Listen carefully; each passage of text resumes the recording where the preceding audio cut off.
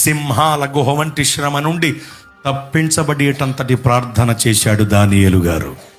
మనం కూడా చెయ్యాలి ఎడతెగక ప్రార్థన. ప్రార్థన సాతాను కళ్ళకు పొగ వంటిది, వాడి పళ్ళకు పులుసు వంటిది. ప్రార్థన మనకు జీవం, మధుము మనలో కలుగు చేస్తున్న ఉజ్జీవం. ప్రార్థన మనకు వెన్నెముక లాంటిది. ప్రార్థన దేవుడు మనకు అనుగ్రహించిన బలమైన ఆయుధం. మా యుద్ధోపకరణములు శరీర సంబంధమైనవి కావు గాని దేవుని ఎదురు దుర్గములను పడద్రోయజాలినంత శక్తి కలిగినటువంటి లేఖనం చెబుతోంది. ఈ శక్తివంతమైనటువంటి ఆయుధములలో ఒక ఆయుధము ప్రార్థన మాత్రమే. ప్రార్థన ఆయుధం మన ఊపిరిలో ఒక భాగం కావాలి.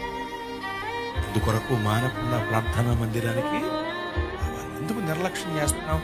పైగా దానియేలు గారికి మందిరానికి వెళ్ళి ప్రార్థన చేసుకునే అవకాశం ఉందా అండి? లేదు. వెళదామన్నా ఆ దేశంలో జీవం కలిగిన దేవుని ఆలయం ఉందా? లేదు. కాబట్టి యెరూషలేము తట్టు ఉన్న కిటికీ తలుపులు తెరచి అతడు అనుదినము ముమ్మారు ప్రార్థన